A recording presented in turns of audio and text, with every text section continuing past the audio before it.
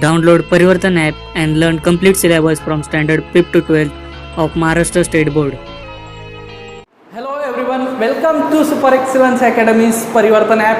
So students, today we will see our third lecture which is on Ohm's law, and Ohm's law is a recallable topic. हमने ये अभी जो 9th 10th में पढ़ रखा है, अभी सिर्फ हमें एक रिकॉल करना है. इसकी जो बेसिक कंसेप्ट है दोस्तों, ये आपने ऑलरेडी पढ़ रखी होगी. तो ओम्स लॉ अभी सिर्फ हमें पढ़ना या रटना नहीं है दोस्तों, अभी इसे फील करेंगे. जो हम डे टू डे लाइफ में इंस्ट्रूमेंट्स यूज़ करते हैं उनके अंदर क्या यूज़ होता है ओम्स लॉ का, इसको हम कनेक्ट करेंगे.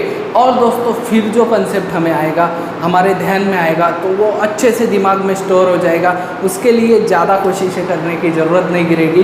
तो चलो शुरुआत करते हैं ओम बाबा के लॉ को. ओम बाबा क्या कहते हैं, उसके लिए मैं आपको एक प्यारा सा एक्सपेरिमेंट बताता हूँ जो हम कर सकते हैं. मीन्स इमेजिनेशन जिसका कर सकते हैं, एक्सपेरिमेंट थोड़ा बाद में करेंगे. ओके, तो दोस्तों आपने अगर सेल होता है, सेल पता है जो रिमोट के अंदर यूज़ होता है, टीवी का रिमोट वगैरह, तो उसके दोनों एंड को पकड़ा तो आपको शॉक नहीं लगता. बट दोस्तों अगर आपने जो इन्वर्टर का बैटरी होता है उसके दोनों एंड पर हाथ रख दिया, मत रखना, ये सिर्फ मैं बता रहा हूँ. ओके, तो दोनों हाथ अगर हमने दोनों एंड पर रख दिए तो हमें शॉक लग सकता है. ऐसे क्यों होता है? तो दोस्तों ये इसलिए होता है क्योंकि बैटरी के अंदर पोटेंशियल डिफरेंस ज़्यादा होता है और सेल के अंदर पोटेंशियल डिफरेंस कम होता है. और ओहम बाबा हमें ये बताते हैं कि पोटेंशियल डिफरेंस जो होता है ये डायरेक्टली प्रोपोर्शनल होता है करंट के. करंट को कैसे? तो जितना ज़्यादा पोटेंशियल डिफरेंस होगा उतना ज़्यादा करंट फ्लो करेगा, जितना कम पोटेंशियल डिफरेंस होगा उतना कम करंट फ्लो करेगा. बस इतना सा कंसेप्ट है. तो चलो शुरुआत करते हैं. उसके पहले मैं आपको एक एक्सपेरिमेंट बताता हूँ जहाँ से आप ओम्स लॉ और अच्छे से समझ लोगे. ओके, तो दोस्तों मान लो ये एक सर्किट है. अभी हमें सर्किट निकालने की आदत गिरा लेनी होगी क्योंकि अभी हमें बहुत सारे सर्किट्स बनाना है.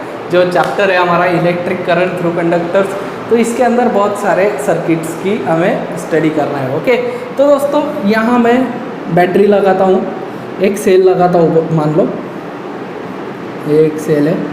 ओके, यहाँ मैं सेल के अंदर से जो करंट फ्लो हो रहा है, यहाँ पॉजिटिव है यहाँ निगेटिव है, इसे एमीटर जो होता है, एक इंस्ट्रूमेंट होता है जिससे करंट मेज़र किया जाता है, उसे एमीटर कहते हैं. तो ये यहाँ एमीटर लगा देता हूँ.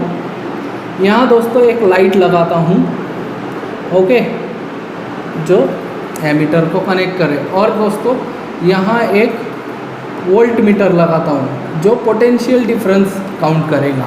ये देखो, ये एमीटर करंट काउंट करेगा और ये वोल्ट मीटर जो है ये पोटेंशियल डिफरेंस मेज़र करेगा. ओके, तो दोस्तों यहाँ से करंट निकल रहा है ऐसे, और मैंने एक सेल लगाया पहले, तो मैं उसकी रीडिंग्स जो है दोस्तों, एक्सपेरिमेंट की रीडिंग लिखी जाती है.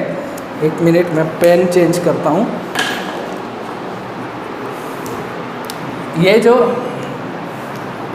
ये जो सर्किट डायग्राम है, इसके अंदर दोस्तों अगर हम मान लो यहाँ एक सेल लगाते हैं पहले, फिर 2 लगाएंगे और फिर 3 लगाएंगे. तो दोस्तों एक सेल अगर लगाया तो सेल का पोटेंशियल डिफरेंस है, मानो मैं 1.5 वोल्ट लेता हूँ एक सेल को. ओके, पोटेंशियल डिफरेंस और करंट. ओके, वोल्ट मीटर का और एमीटर का. यहाँ एक सेल लगाया, लाइट ग्लो करेगा, उसकी जो ब्राइटनेस होगी एज़ कम्पेयर टू 2 सेल और 3 सेल. पहले हम एक सेल लगाएंगे, फिर 2 सेल लगा के देखेंगे और फिर 3 सेल लगाएंगे. ओके, तो पहला जो सेल होगा तब थोड़ा कम ब्राइट होगा और ये वोल्ट मीटर में 1.5 वोल्ट दिखा रहा है, और यहाँ मानो 0.2 एम्पियर करंट दिखा रहा है एमीटर में. तो 2 वोल्ट के टाइम पे क्या होगा पता है दोस्तों? 2 सेल के टाइम यहाँ हो जाएगा 3.0 और यहाँ 4.5. तो ये अगर बढ़ रहा है दोस्तों, 2 सेल लगाए तो यहाँ ब्राइटनेस और बढ़ जाएगा. तो ये एमीटर जो है ये 0.4 एम्पियर का करंट दिखाएगा और यहाँ 0.6 एम्पियर का. अभी देखो दोस्तों, एक सेल था तब 1.5 वोल्ट था, तब 0.2 एम्पियर था. अभी 2 सेल हो गए तो 3.0 वोल्ट के वक्त 0.4 एम्पियर हो गया. और दोस्तों 3 सेल के वक्त 4.5 के वक्त 0.6 एम्पियर हो गया। तो यही होता है और ये हमें अभी समझना है मैथमेटिकल फॉर्मूला के रूप में। ओके, तो दोस्तों ओम्स लॉ क्या कहता है, ओम बाबा क्या कहते हैं कि अगर टेम्परेचर, प्रेशर, ऐसी जो फिजिकल कंडीशन है ये अगर कांस्टेंट हो, कब, जब करंट कंडक्टर के अंदर से फ्लो होगा, तो उसका टेम्परेचर, प्रेशर जैसी फिजिकल कंडीशंस अगर सेम रहे, अनचेंज रहे या कांस्टेंट रहे, तीनों वर्ड आप यूज़ कर सकते हो, तो जो उसका पोटेंशियल डिफरेंस होगा दोस्तों ये डायरेक्टली प्रोपोर्शनल होगा करंट फ्लोइंग थ्रू इट। बस इतना सा लॉ है। तो बनाओ लॉ क्या बनेगा, देखो मैं आपको लिख के ही देता हूँ जहाँ से आप इजीली समझ पाओगे। ओके, तो ओम लॉ क्या कहता है दोस्तों, if all physical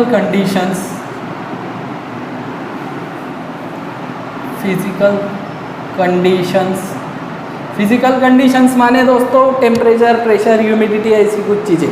okay, all physical conditions remains unchanged या कांस्टेंट या same. Okay, the potential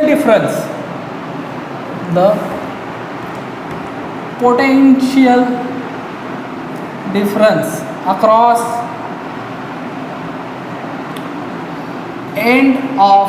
ends of conductor is directly proportional to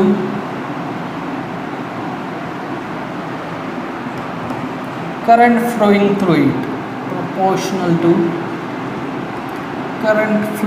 it,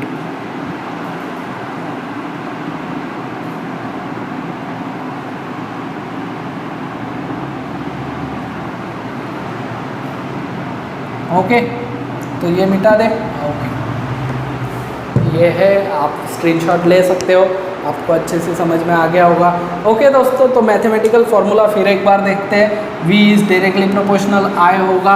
अभी हम इक्वेलिटी वाला साइन के लिए कांस्टेंट लेते हैं हमेशा, तो I R ऐसे लिया जाता है। R क्या होता है, तो ये रेजिस्टेंस होता है। रेजिस्टेंस के बारे में आपने क्लास 10 में पढ़ा होगा, जिन्हें नहीं पता तो उन्हें मैं रेजिस्टेंस के बारे में एक ईजी कंसेप्ट आगे बता दूंगा। ओके, तो दोस्तों अभी ये देख लो, ये क्या होता है, अभी V equals to I R, ये एक फार्मूला हो गया। I equals to V upon R, ये भी एक फार्मूला हो जाएगा। देखो ये I यहाँ रहा, ये R नीचे आ गया, V अपॉन R बन गया। ओके, तो यहाँ से एक चीज़ आपको समझ सकती है, देखो I is inversely proportional to R है, मीन्स I बड़ा R कम, R बड़ा I कम। ओके, इन्वर्सली प्रोपोर्शनल मैंने आपको बताया। तो दोस्तों ये जो R होता है ना, इसकी कहानी हम देखते हैं। R क्या होता है,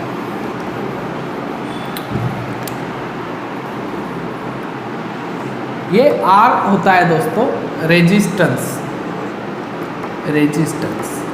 रेजिस्टेंस क्या होता है पता है, अगर मान लो आप कोई कार से जा रहे हो और रास्ता अगर ख़राब है या रास्ते के अंदर बहुत सारे स्पीड ब्रेकर्स हैं, तो क्या होगा दोस्तों, स्पीड ब्रेकर होने की वजह से आपका जो बाइक का स्पीड होगा, कार का स्पीड होगा, इसको अपोजिशन आएगा, किस ओर से, रास्ते की ओर से, और आपकी बाइक का या कार का स्पीड कम हो जाएगा। ओके, वैसे ही होता है करंट में। ये देखो हमने पहले देखा था, अभी वही कंडक्टर को हम जूम कर रहे हैं, ये कंडक्टर का क्रॉस सेक्शन है मानो।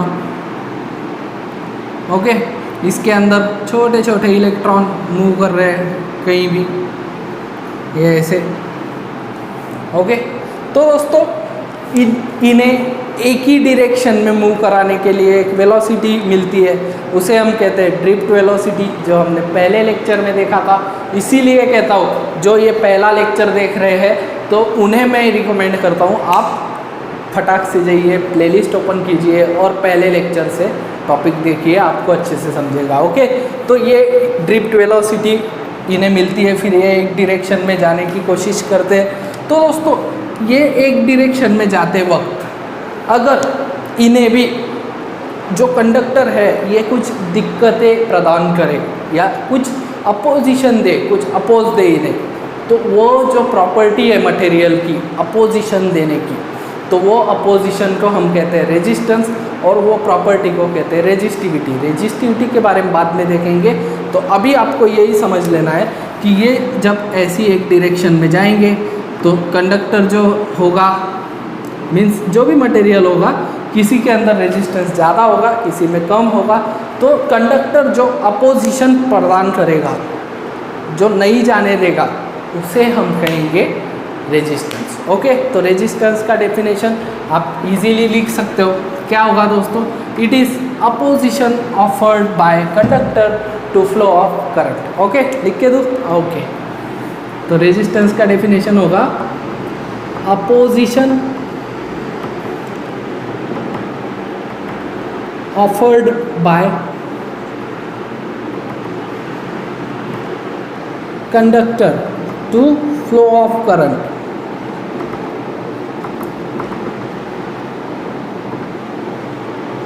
ओके दोस्तों,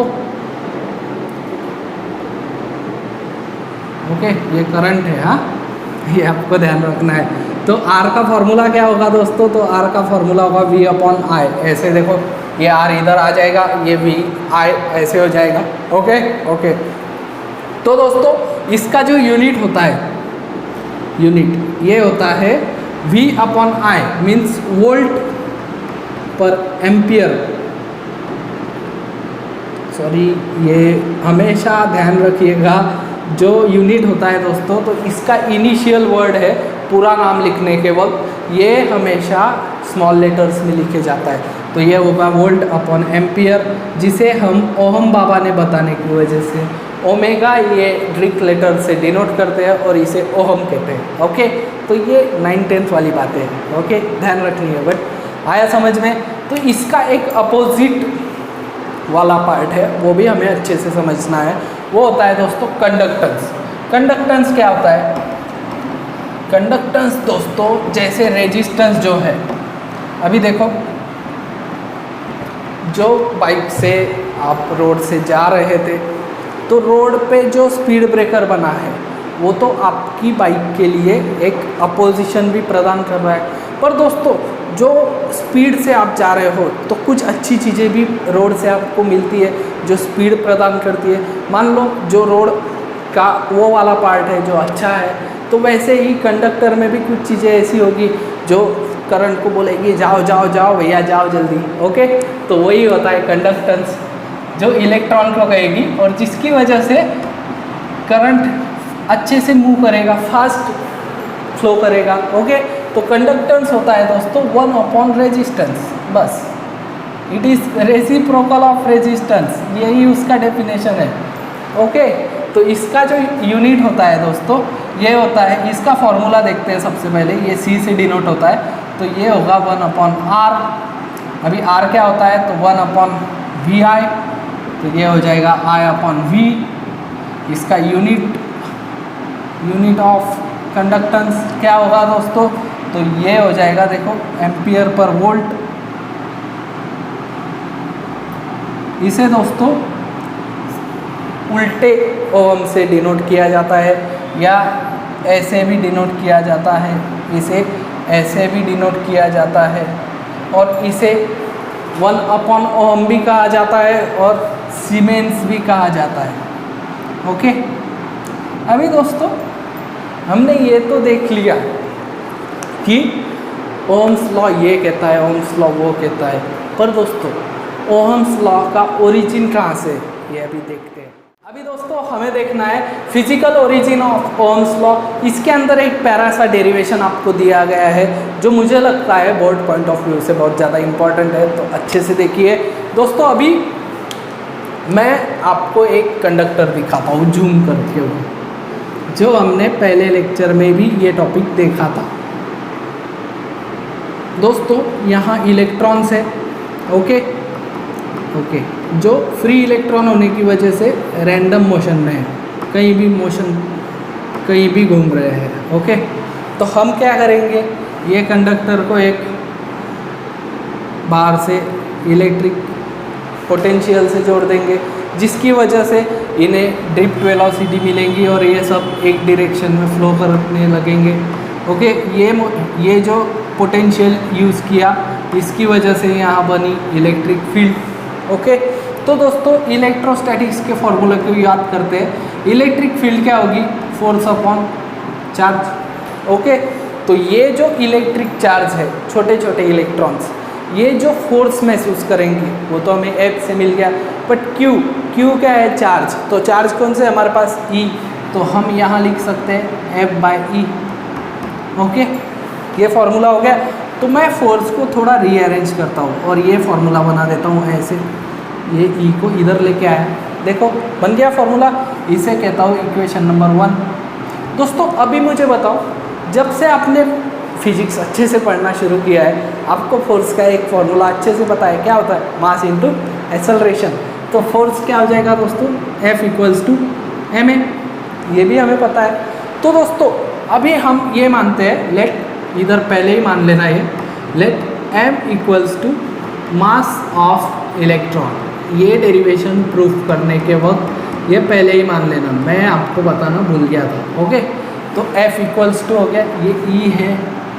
पूरा डेरिवेशन का मज़ा ख़त्म हो जाता है, कोई चीज़ अगर रह गई ना दोस्तों तो मज़ा नहीं आता। ओके, तो ये M को मैं फिर इधर लेके आता हूँ। ओके, नहीं रहने देता हूँ, कोई बात नहीं, सिर्फ ये F की जगह ये ma ले लेता हूँ। तो ये हो जाएगा ma = EE। देखो बन गया इक्वेशन नंबर 2। ओके, अभी 2 बाद में लिखेंगे, A = EE/m ऐसे लिख देता हूँ और इसे 2 दे देता हूँ। ओके दोस्तों, कोई नहीं, हम कुछ भी कर सकते हैं। डेरिवेशन प्रूफ करने के वक्त हमें जैसे अच्छे लगता है, रट के डेरिवेशन लिखा नहीं जाता दोस्तों। हमें जो अच्छा लग रहा है, जो इजी वे लग रहा है, उस वे से आप प्रूफ कीजिए। सिर्फ आपका आंसर जो है वो वही आना चाहिए जो बुक में दिया हुआ है, और दोस्तों आपको सिस्टेमेटिक वे से रिप्रेजेंट करते आना चाहिए एग्ज़ाम में लिखते वक्त। बस ये चीज़ों का ध्यान रखिएगा। ओके, तो ये हो गया। ओके दोस्तों, अभी यहाँ देखो, मैंने जो आपको बताया था दोस्तों, इसमें बहुत सारे एटम हो गए, यहाँ न्यूक्लियस होगा, यहाँ इलेक्ट्रॉन्स होंगी। मैं एक ही शेल में सब इलेक्ट्रॉन दिखा दे रहा हूँ। तो ये फ्री इलेक्ट्रॉन कोई चला गया इधर, और ये यहाँ से फिर किसी इलेक्ट्रॉन को टकराया, फिर किसी इलेक्ट्रॉन को टकराया, फिर किसी इलेक्ट्रॉन को टकराया। ओके, तो दोस्तों यहाँ कोलिजन बहुत बार होते रहता है, हमने ये ड्रिफ्ट वेलोसिटी के अंदर सीखा हुआ है। तो यहाँ से उन्हें ड्रिफ्ट वेलोसिटी मिलती है, बाहर से एनर्जी मिलती है, और वो जो फोर्स है वो उन्हें खींच के एक डायरेक्शन में लेके जाता है। तो दोस्तों जो 2 कोलिजन है, इनके बीच जो टाइम लग रहा है इलेक्ट्रॉन को, उसको हमें यहाँ ध्यान रखना है, और वो टाइम को हम कहेंगे यहाँ टाउ। ये जो टाउ होता है इसे टाउ कहते हैं। Okay, tau. तो ये जो टाउ होता है दोस्तों, ये रिप्रेजेंट करता है टाउ। अभी पूछ दूँ? ओके, तो ये टाउ होगा टाइम पीरियड ऑफ एवरेज, लिखता हूँ एवरेज टाइम पीरियड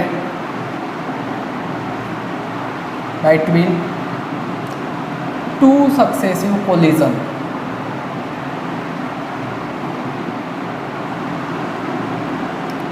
ओके दोस्तों, तो ये 2 सक्सेसिव कोलिजन के बीच का टाइम होगा। ओके, तो दोस्तों यहाँ हमें देखना है जो वेलोसिटी है, वेलोसिटी का फॉर्मूला क्या होता है, मैं आपको ऐसे ही पूछ रहा हूँ बस टाइम पास के लिए। तो दोस्तों वेलोसिटी नहीं, एक्सेलरेशन का पूछता हूँ। ओके, तो आप कहोगे v/t है। अभी यहाँ यूज़ होने वाली वेलोसिटी कौन सी है? तो ये है ड्रिफ्ट वेलोसिटी, इसलिए यहाँ लिखते हैं vd। और दोस्तों टाइम कौन सा यूज़ हो रहा है? टाउ, तो यहाँ लिख देता हूँ टाउ। ओके, तो vd का मतलब क्या हो जाएगा? अभी ये vt मिटा दूँ। ओके, तो देखो एक्सेलरेशन = हो जाएगा vd/टाउ। अभी दोस्तों vd = क्या हो जाएगा? तो vd हो जाएगा टाउ इंटू एक्सेलरेशन। ओके, आ रहा है समझ में? तो ये एक्सेलरेशन का वैल्यू उठा के वहाँ डाल देना है। क्या हो जाएगा? देखो vd = tau into E upon M, E upon M. पर दोस्तों आपको वी डी का फिर एक फॉर्मूला याद करना होगा पिछले लेक्चर से, जो था V D equals to J upon N E, where J is current density, N is number of electrons per unit volume and E is charge on electron. ये हमने पिछले लेक्चर में देखा है। ओके, तो ये आ गया समझ में। ओके, तो ये वैल्यू उठा के बस यहाँ पुट कर दो, इसे है इक्वेशन नंबर 3। तो ये पुट इन इक्वेशन नंबर 3 क्या हो जाएगा, J upon N E equals to tau, tau E M. Okay, तो अभी दोस्तों हमें ई एक ही साइड में करना है और ई ने सभी को एक साइड में करना है। तो देखो क्या हो जाएगा, एम जे के पास आएगा, ये एम जे हो जाएगा। ओके, ये आ जाएगा नीचे ई स्क्वायर और टाउ भी नीचे। तो यहाँ जो वैल्यू आएगा वो मैं ऊपर लिख देता हूँ, ई इक्वल्स टू, देखो इसे ऊपर लिखता हूँ पहले एम जे, फिर लिखता हूँ N E square tau, N E square tau. इसका और आगे कन्वर्जन होता है वो हम रेजिस्टिविटी के वक्त देखेंगे, अभी सिर्फ आपको ये फॉर्मूला ध्यान रखना है। यहाँ ई क्या है, electric field intensity. Electric field कभी भी मत कहना इसे इलेक्ट्रिक फील्ड इंटेंसिटी कहते हैं। ओके दोस्तों, ओके। तो m क्या है, मास ऑफ इलेक्ट्रॉन, j क्या है दोस्तों, करंट डेंसिटी, n क्या है, number of electrons per unit volume, E क्या है, चार्ज ऑन इलेक्ट्रॉन, उसका यहाँ स्क्वायर है, और tau average time period between two successive collision. Okay, आया समझ में। ये फॉर्मूला अच्छे से रट लो, आपको आगे काम आएगा। रटने वाली चीज़ यही होती है, फॉर्मूले रट लो बस।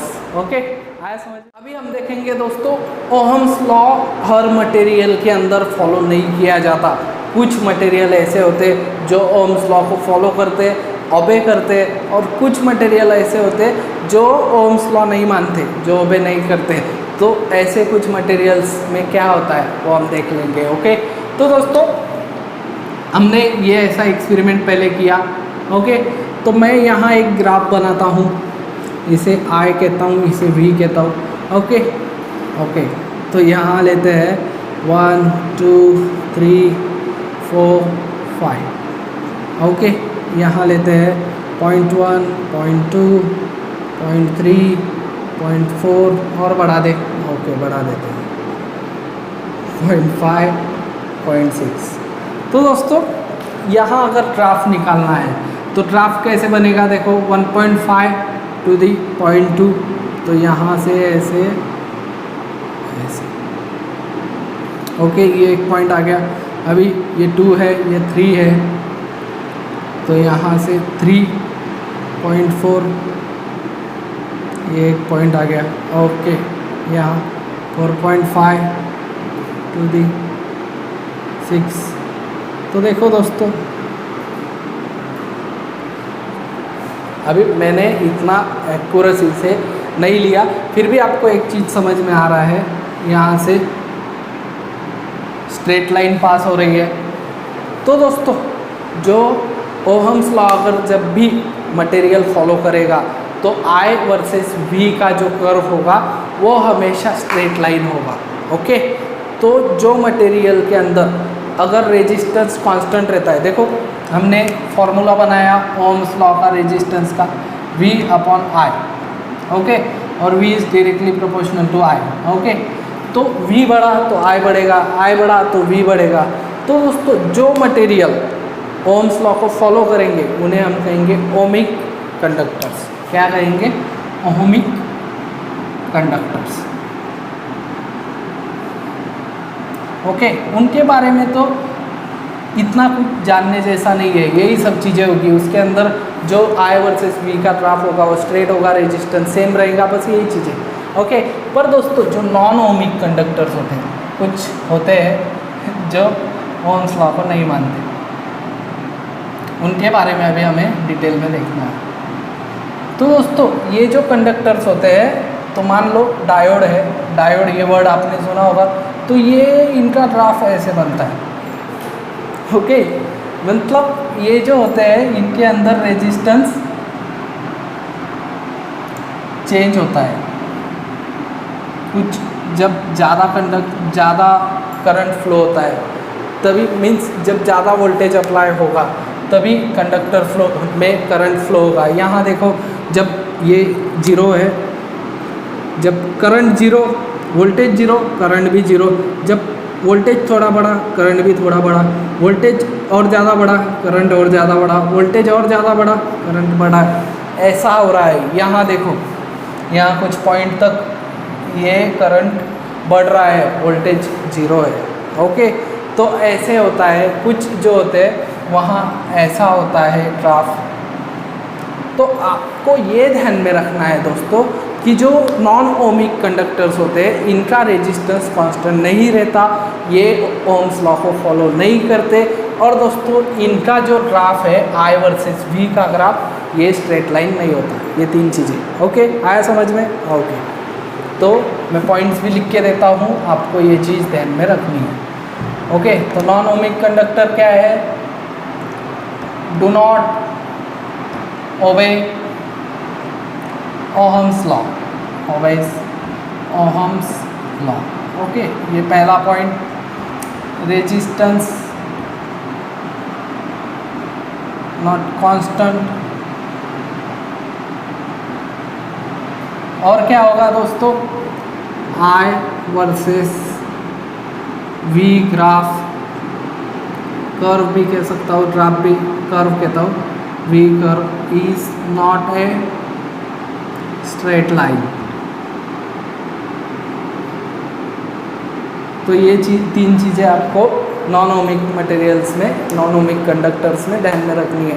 दोस्तों जो इलेक्ट्रोलाइट्स होते हैं ये भी नॉन ओमिक होते हैं, डायोड्स होते हैं, और दोस्तों जो वैक्यूम ट्यूब्स होती है ये भी नॉन ओमिक होते हैं। तो आप आपकी बुक के अंदर जो दी है, और मैं आपको नोट्स भी प्रोवाइड करने वाला हूँ, जो मेरे प्रिंटेड नोट्स है वो जल्दी परिवर्तन ऐप पर आ जाएगी। तो जिन्होंने परिवर्तन ऐप नहीं डाउनलोड किया है जल्दी से जाइए डाउनलोड कीजिए। Download Parivartan app made by Super Excellence Academy to watch more curriculum videos.